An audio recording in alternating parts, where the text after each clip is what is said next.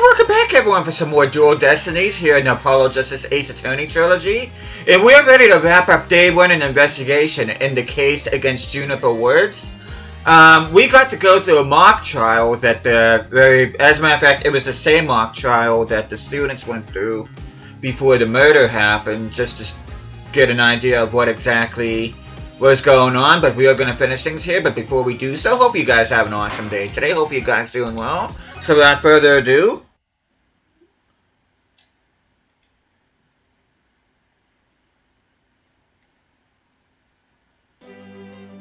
and then right now we want to move to the outdoor stage. October 24th, Themis Legal Academy, outdoor stage. I thought the area was cordoned off. Hey, the police are discussing something over there. Oh, I know. I'll just quietly sneak over for a listen. Here goes. Ah, Athena, watch where you... Huh? Eek! Ouch! Who put the stupid box here? Wait. Eek!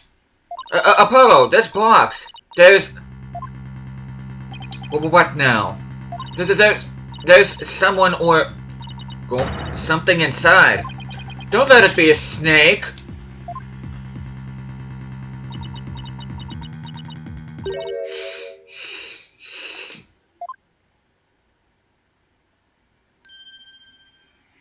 You morons just blew my cover. What the... There really is someone inside. That someone is me, Miriam Scuttlebutt, and I'm a senior in the judge course. What's with the box? It's the fate of we who live in the shadows. There's a very good reason why none may see my face by the light of day. Wait, if you're taking the judge course, did you write a mock trial script too? You really want to see my script that bad? Well, you better watch out. Read it without my permission, and you'll wish you hadn't. Who cares? I'm sure it was rejected for a good reason. But anyway, let's go ahead and talk to Miriam. Oh, so you're studying to be a judge too? You must be classmates with Juniper. Are you a friend of hers? Juniper? Sure, she's my friend. That's why I'm gathering info. Now tell me all you know. You know for tomorrow's trial. For tomorrow's trial? What are you talking about? I'm gonna take the stand, naturally. So the witness for the prosecution is some weirdo in a cardboard box? This disguises how I get my scoops. But you're right, it's me, so tell me everything you know for Juniper's sake. Wait a second, Miriam. Repeat what you just said? Lawyer with brains as bad as his ears. Poor Juniper. I'm taking the stand tomorrow. Tell me everything you know for Juniper's sake. Clear enough for you this time?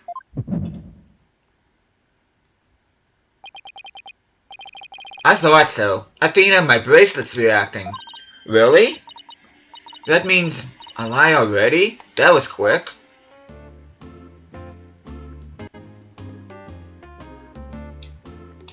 Let's go ahead and perceive.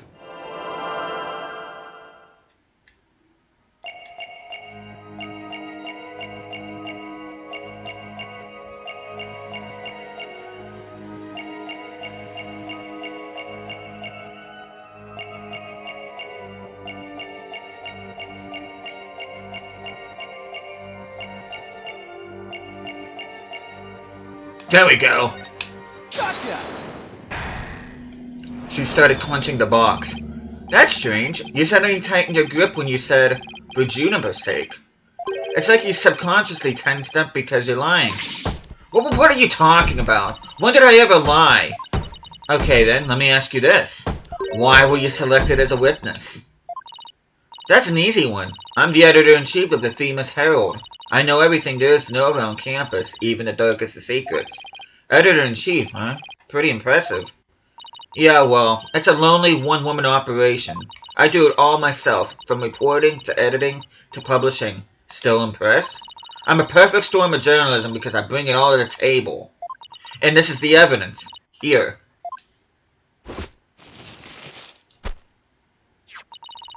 An extra edition of the Themis Herald, published to coincide with a mock trial.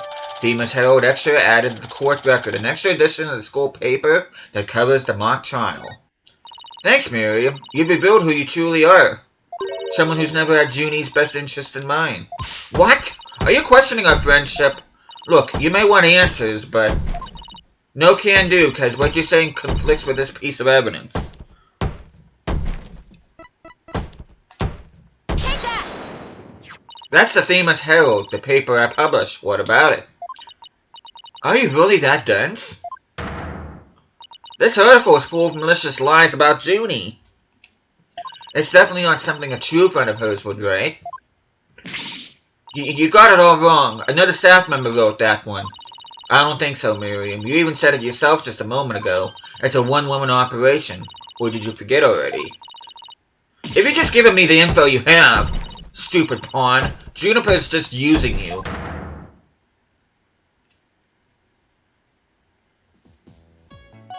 There we go. Now, I want the truth, Miriam. You hide in your box in order to collect gossip for your sleazy papers, isn't that right? You're not really friends with Juniper, are you? No, duh. She's the target of my scoops, and my readers demand dirt. Extra, extra, the dirty little secret of the squeaky clean student council president. Dirty little secret? Alright, what are you planning to say in court, huh?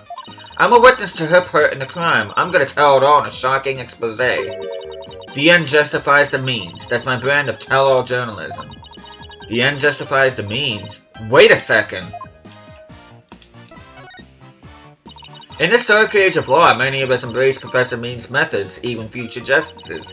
I even adopted an end justifies the means brand of journalism, which includes tape recorders secretly hidden all over the campus, secretly recording every last word without anyone being any the wiser. Doesn't she realize that's totally illegal?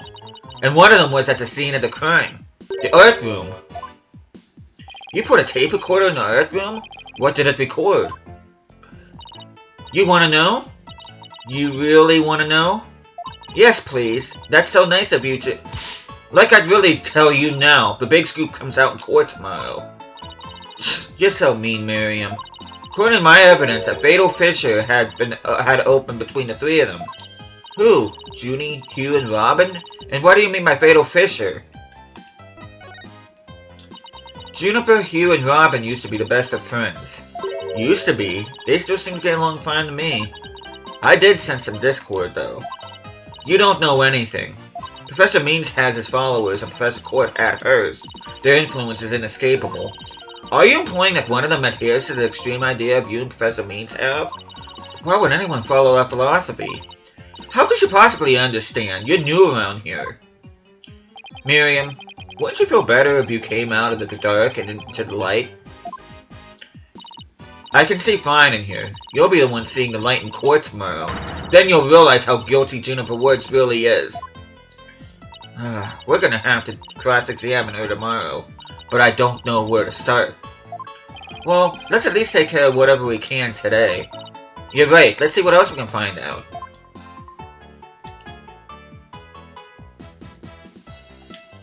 But with that, we are going to go ahead and move to the lecture hall. October 24th, Themis Legal Academy, 3rd floor lecture hall. Look, there's Hugh. Hey, Hugh! Oh, it's you two. Do you want something? Did you find anything? You said you were going to do some investigating of your own. Nope. Nothing yet. I'm afraid it's not looking very good for Juniper. You don't really think Juniper could have done something like this, do you? Only the author and the victim knew the contents of the script. Both the stage and the art room were in the exact same state as described therein. Nobody could mimic the crime like that unless they'd already read the script or wrote it. But... Look, Professor Means is better able to handle this than you two, so just leave it to him. There it is again. I'm picking up some discord in Hugh's voice. Hugh, would you mind telling me a little bit about yourself?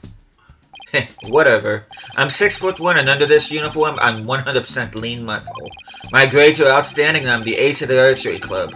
Needless to say, I never miss my mark. Oh, and I'm incredibly humble, too. How could I even say that with a straight face? Those around me call me a genius, but I pay them no mind. But when it comes to tests, I always get 100%, so I suppose it's only natural for them to say I'm a genius. But, as I said before, I pay them no mind. I heard you the first time. But what about the mock trial? Sounded like you were about to lose to Robin. There's a very good reason for that. You see, right before the mock trial started, I saw the body. You saw the body? Right, and I was so distraught that I basically handed Robin a victory. Would you mind telling us a little more about that? Yeah, I want to know. Right before the mock trial, the campus was empty. Everyone was here in the lecture hall. Your attention, please. This is an announcement from the mock trial committee. The mock trial will begin shortly. All students and faculty, please proceed at once to the lecture hall. That's right. They were waiting at that announcement and everyone came in here. The only exceptions were the mock trial participants. Juniper, Robin, and I were in our personal dressing rooms next door. Wow, your own personal dressing rooms? That's total VIP treatment. Actually, they're for student-teacher meetings. They don't even have windows. The other two waited patiently in their rooms, but that's not my style. So I headed over to the archery range on the other side of the quad. I did some meditation while I waited. That's the best way to relax. Then, just before the mock trial was to start, I headed back toward the main building.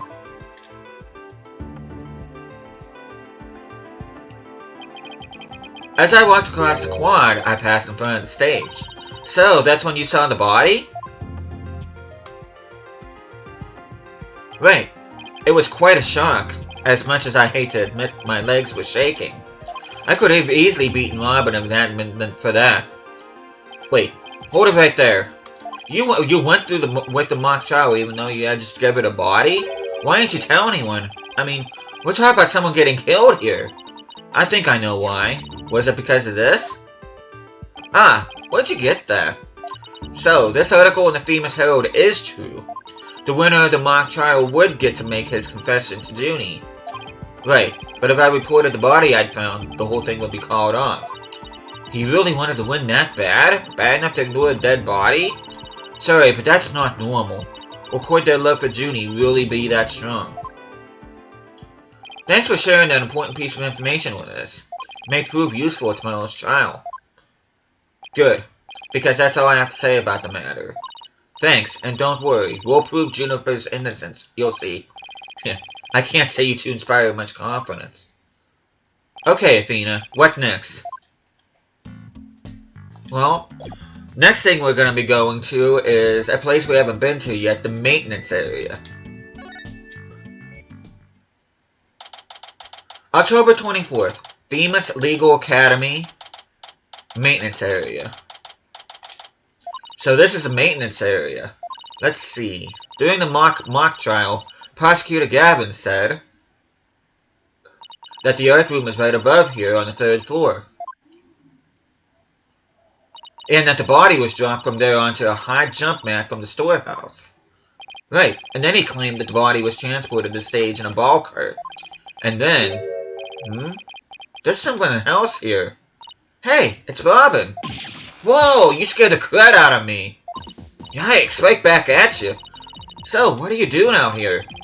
I'm working out so I can become strong enough to save Juniper. But I'm so worked up, my training place is almost breaking at the seams. Oh, great. The girl you like got arrested, so you're psyching yourself up to rescue her? Yes, because I'm the manliest of manly men. That's why I work out with my manly brace. Except that I hear some discord in that manliest of men's voice of yours. I don't mean to be rude, but can't you talk without shouting? Sorry, I'll try not to shout so much. If at all possible, that is. Which is not at all possible by the sound of it. So do you mind if I ask you some questions as Junie's lawyer? No problem, ask away. Keep 'em coming, man. Ouch, my ears ache already. Let's see what kind of information we can get. Robin, could you tell me a little more about yourself? You want to know about me? I'm a second-rate member of the Fine Arts Club. The Fine Arts Club? Looks like broken pottery or plaster. Maybe this is the source of the noise we heard. There were supposedly 2 statues on the stage. Seem to recall hearing that a co-ed from the Fine Arts Club had made them. 2 big banners and a pair of wicked statues.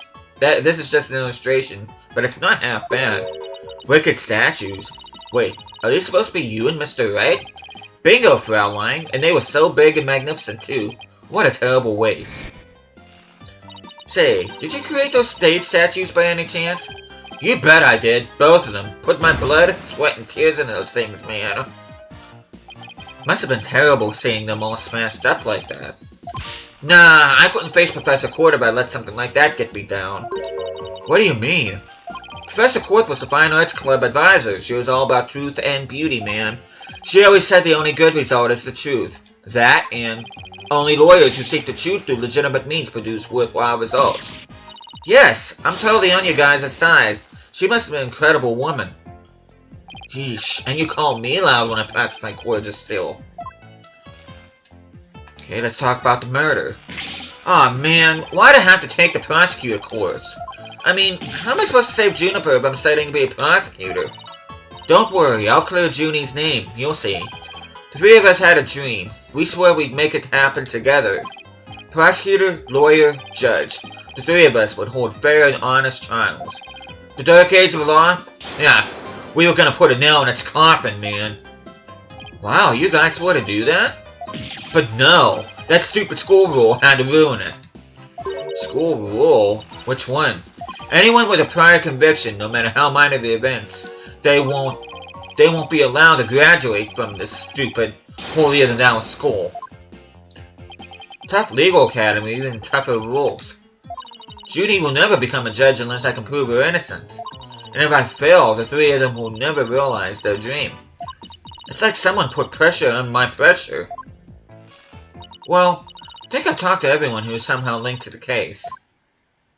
Okay, maybe it's about time we wrapped up our investigation. Oh wait, we haven't met with Junie yet. Yeah, you're right. Let's head over to the detention center. And with that, we are gonna go ahead and do just that.